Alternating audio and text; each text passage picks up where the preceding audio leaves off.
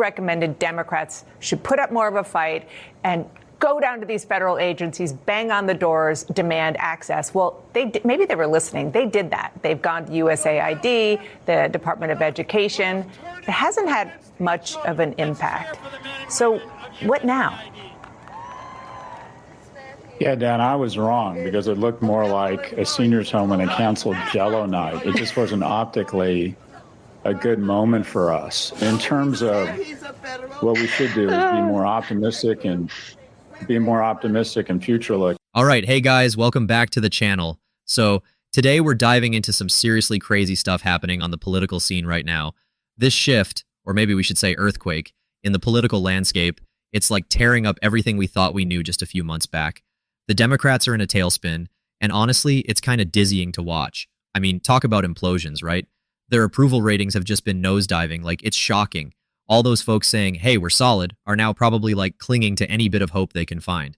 And it's not just about numbers, folks. There are cracks forming within the party, seriously big ones, with folks like Elon Musk adding fuel to the fire with some intense criticisms that really hit home. Elon, love him or hate him, he's like that guy who just doesn't back down, and his words are shaking the Democratic foundations. One of the things that he has is he loves dank memes and jokes, and he loves to make jokes himself and then laugh at his own jokes. And then all the people who work for him laugh at him, and therefore he thinks he's funny. And he's not funny. He's sometimes funny, I guess. I never thought so. But he likes to do this. He likes to engage in sort of these juvenile little pranks. And when he's not doing that, he likes to insult people. And all kidding aside, we don't mind being called these names. But it's a 53-year-old man does not do this. I mean, or this one does. And so he just this is what he likes. He likes to slag people. I guess it's part of video game culture or something, but I find it. Even media powerhouses like CNN are getting dragged into the drama, kind of like involuntary dance partners. I think what we're seeing is this kind of desperate attempt by Democratic leadership to navigate through this chaos, which, to be honest, looks more like a storm they've never seen before.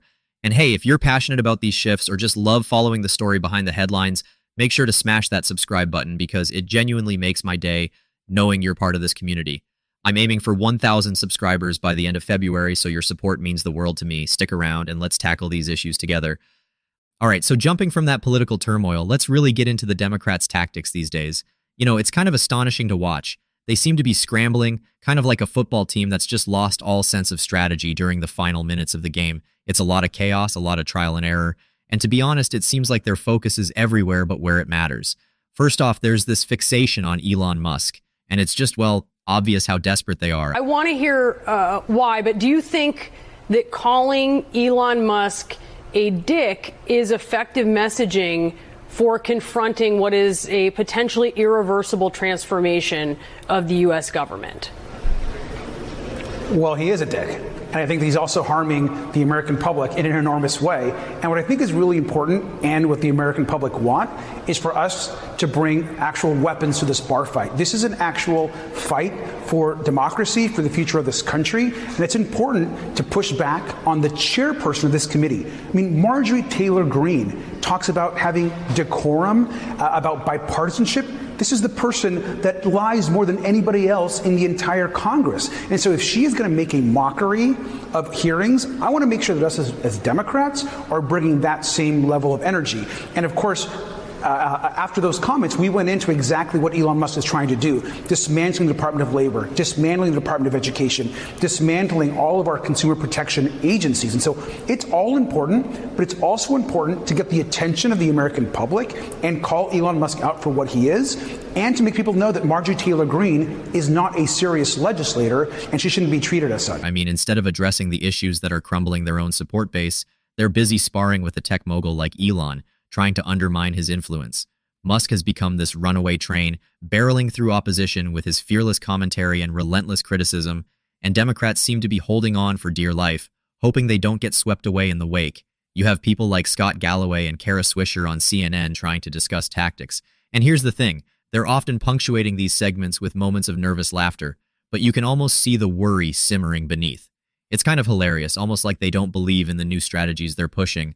They've gone on about knocking on the doors of federal agencies, like demanding walkthroughs, hoping to expose the so-called dark dealings Musk is supposedly wrapped up in.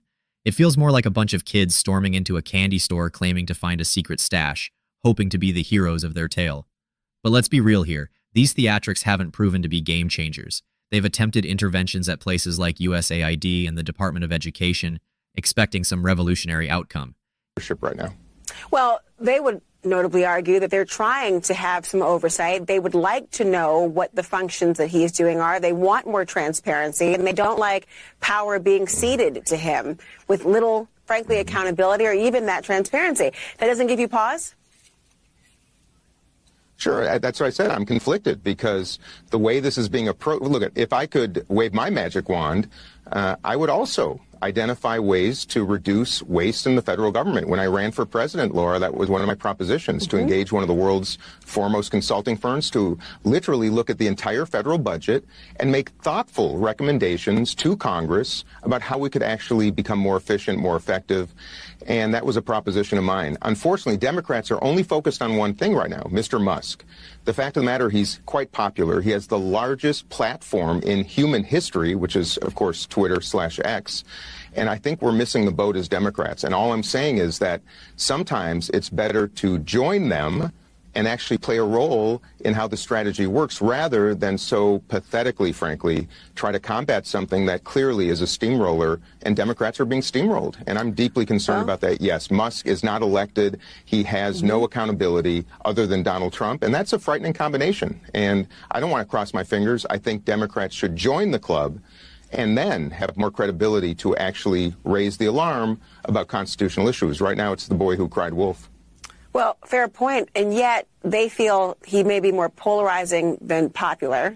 Yet, the impact, as of now, seems barely a ripple on a pond. And now, how do I put this? The scenes captured, they didn't exactly scream strength or inspiration.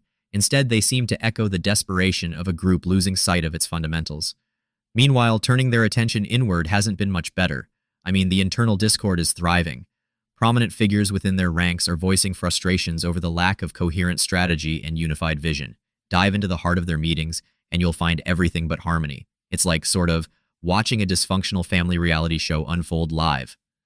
The major talking points at these meetings often circle right back to Musk. That, along with critiques of anything and everything conservative, including poor Marjorie Taylor Greene. It's like this loop they can't escape from, and honestly, it makes them look more obsessed and less credible.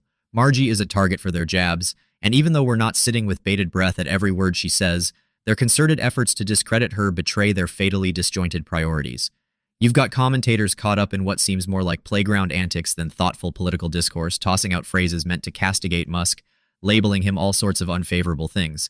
And these theatrics, well, they're supposed to engage their base, rally them around the cause. But let's face it, these tactics seem more like shots in the dark than calculated political moves with real substance. Then, of course, comes the newer breed of representatives, some with a bit more voice, like Dean Phillips. You know, instead of fueling the fires of discord, he's out here pressing for introspection.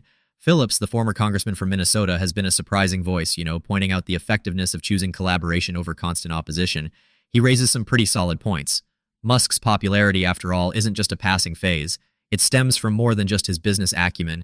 It's about his unabashed, kind of raw public persona. And Democrats' unwillingness to move past simplicity in addressing this is, well, kind of why they're stuck. Phillips, in a CNN interview, refers to missed opportunities, ways to, join forces with influential figures for more impactful negotiations. Think about it. While many Democrats are all about confrontation, Phillips is quietly advocating a strategy of blending forces for sustainability instead of continually ruffling feathers from the sidelines. It's like he's holding a mirror to party leaders, trying to reflect their failings back at them. It's almost amusing to see, because from repeatedly clashing with Musk, all they're birthing is more chaos and less progress. And remember the infamous remarks that got broadcast? Basically whispering to the audience that Musk's every action is a little dictatorial and devoid of accountability. You'd think painting Musk in this nefarious limelight would fray his influence, but if anything, it's emboldened his supporters, rallying them behind him. The irony, though, is stark. So when it comes to real strategy or thought leadership, well, it appears like some have no idea what actual changes or impactful maneuvers they want to make. I mean, we're left with this ongoing narrative that revolves around casting Musk and other Republican figures like Trump as ultimate villains. But what people want, really, is substance, something Musk seems to deliver in his straight-shooting style, despite how controversial it is perceived by some. It's both fascinating and, a bit mind-boggling how their strategy has gone this haywire. You can't help but wonder what the end game is here.